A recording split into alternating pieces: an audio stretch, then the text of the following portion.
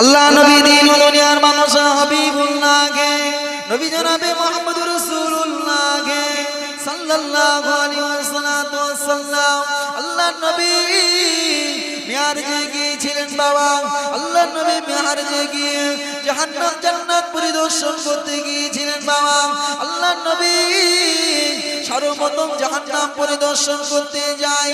জাহান্নাম পরিদর্শন করতে গিয়ে দেখে মেয়েরা বেশি বেশি জাহান্নামী, মেয়েরা বেশি বেশি জাহান্নামী। আল্লাহ নবীর সঙ্গে সাথী ছিলেন আল্লাহ পাকের ফেরেশতা জিবরাইল আলাইহিস সালাম। আল্লাহ নবী জিবরাইলকে বলেছিলেন, ও ফেরেশতা জিবরাইল, ওই সমস্ত নারীগুলো কারা? আল্লাহ পাকের জাহান্নামের ভেতরে বেশি বেশি নারীগুলো কেন? ওই সমস্ত নারীগুলো কারা একটু বলো না। আল্লাহ নবীর সঙ্গে জিবরাইল বলেছিলেন, ইয়া রাসূলুল্লাহ, ইয়া হাবিবাল্লাহ, হুজুর হুজুর ওই সমস্ত নারীগুলো হলো তারা দুনিয়ার জমিনে বেপর্দা বেহায়া বেশরমের মতন নিজের শরীরকে পরপুরুষে দেখাইছিল, মাথা আগলা করে পরপুরুষে দেখাইছিল, নিজের হাতটা পরপুরুষে দেখাইছিল, শরীরটা পরপুরুষে দেখাইছিল। হুজুর ওই সমস্ত নারীগুলো হলো, ওই সমস্ত মহিলাগুলো হলো আল্লাহ পাকের জাহান্নামে জাহান্নামী।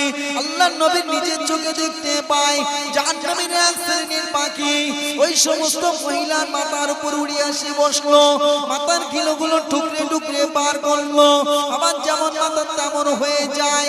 আল্লাহ নবী সাহাবী, আল্লাহ নবী ওই দৃশ্য দেখার পরে ওখান থেকে ফিরে আসলেন বাবা। 1 number, 2 number, 3 number, 4 number, 5 number, 6 number জাহান্নামের বর্ণনা শুনলেন বাবা। 7 নাম্বার জাহান্নামের বর্ণনা শোনার জন্য আল্লাহ নবী দাঁড়িয়ে আছেন বাবা। জিবরাইলকে জিজ্ঞাসা করছেন, ও ভাই জিবরাইল, ভাই জিবরাইল, আল্লাহ পাকের জাহান্নামের 7 নাম্বার জাহান্নামের দরজার বর্ণনাটা একটু বলো। আল্লাহ পাকের ফেরেশতা জিবরাইল বলেছিলেন, ইয়া রাসূলুল্লাহ, ইয়া হাবিবাল্লাহ, হুজুর হুজুর 7 নাম্বার জাহান্নামের দরজার বর্ণনাটা হুজুর আপনি আর শুনতে যাবেন না, হুজুর আপনি আর জানতে যাবেন না।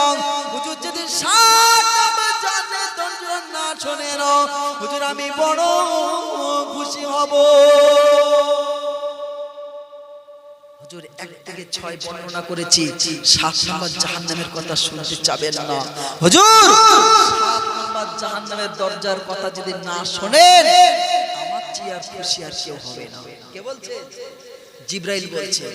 আল্লাহর নবী জিবরাইলকে বলছেন, ভাই জিবরাইল, যতটা তুমি খুশি হবে না বলে আর আমি শুনতে পেয়ে তার চেয়ে বেশি খুশি হব। জোরে বলুন, আরো জোরে বলুন।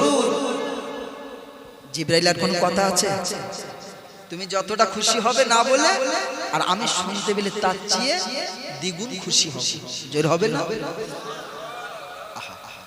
আল্লাহর নবী দুজনের মধ্যে পেড়াপেড়ি শুরু হয়, দুজনের মধ্যে পেড়াপেড়ি শুরু হয়। জিবরাইল তা বলতে চাইছেন না, রাসূলুল্লাহ তা না শুনে উঠবেন না, দুজনের মধ্যে রেষারেষি।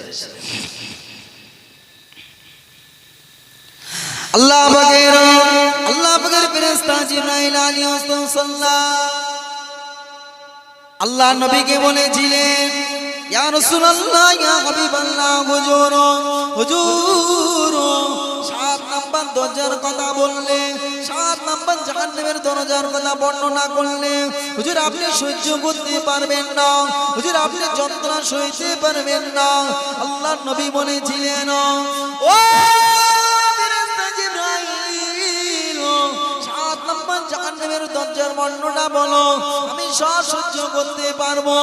আল্লাহ পাকের ফেরেশতা জিবরাইল বলেছিলেন, ইয়া রাসূলুল্লাহ, ইয়া হাবিবাল্লাহ, হুজুর হুজুর 7 নাম্বার জাহান্নামের দরজা দিয়ে আখিরি জামানার নবীর উম্মত উম্মতিরা, আখিরি জামানার গুনাহগার হবে, আখিরি জামানার নবীর গুনাহগার উম্মত উম্মতিরা আল্লাহ পাকের জাহান্নামের ভিতরে প্রবেশ করবে।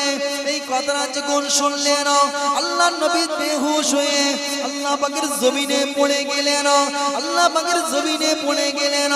আল্লাহ পাকের জমিনে পড়ে যাওয়ার পরে আল্লাহ পাকের ফেরেশতা জিবরাইল আলাইহিস সালাম আল্লাহ নবীর মাথা মুবারকটা তুলে জিবরাইলের কোলে তুললেন বাবা। জিবরাইলের কোলে তোলার পরে কিছুক্ষণ পরে হুঁশ ফিরে যায়।